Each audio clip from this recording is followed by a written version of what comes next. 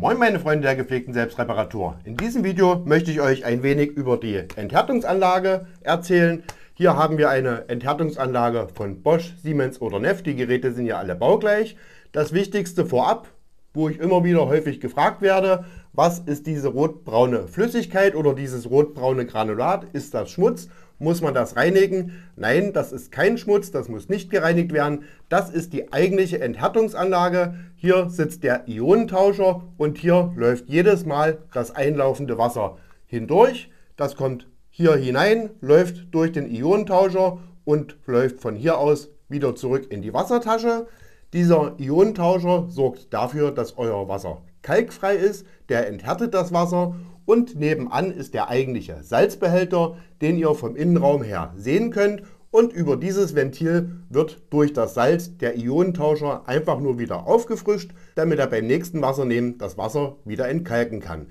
Je nach der Einstellung eurer Wasserhärte an eurem Gerät wird nicht nach jedem Wassernehmen der Ionentauscher neutralisiert, sondern nur alle 3 bis 4 Spülgänge. Dafür ist es logischerweise wichtig, dass genügend Salz hier drin ist, und über dieses Ventil wird das Salz in den Ionentauscher gespült, vielmehr das Wasser, und dadurch wird dieser wieder neutralisiert. Kommen wir hier an die Seite. Hier sehen wir die Salzmangelanzeige. Das ist nur ein kleiner optischer Sensor, der erkennt, ob noch genügend Salz im Behälter ist. Wenn diese Salzmangelanzeige bei eurem Gerät ständig leuchtet, könnt ihr zuerst Folgendes probieren. Ihr schraubt den Behälter auf, entnehmt den Deckel und rührt mit einem Löffel hier einfach das Salz mal um. Manchmal ist es so, dass sich dieses Salz verkrustet, und wenn das Wasser hier unten lang gespült wird, bildet sich eine Art kleiner Tunnel. Das Salz wird nicht anständig mitgenommen und dieser Sensor erkennt im Prinzip dann, dass hier unten Salz fehlt, obwohl hier oben noch genügend Salz drauf ist. Wie gesagt, macht das aber bitte nicht mit einem Messer, nehmt dafür einen stumpfen Gegenstand. Ihr könnt den Stiel von einem Holzlöffel nehmen oder auch einen normalen Löffel, aber nichts Spitzes, dass ihr diesen Behälter selbst nicht beschädigt.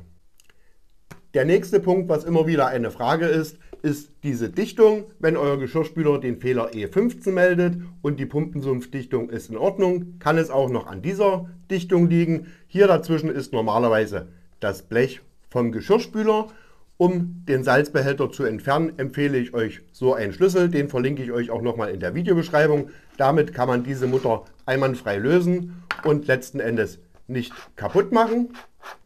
Wenn ihr dann im Prinzip diese Dichtung hier unten austauschen wollt, müsst ihr auch den kompletten Salzbehälter ausbauen. Das geht leider nicht von oben. Dazu muss die Bodenwanne abgebaut werden, aber auch das passende Video verlinke ich euch nochmal in der Videobeschreibung.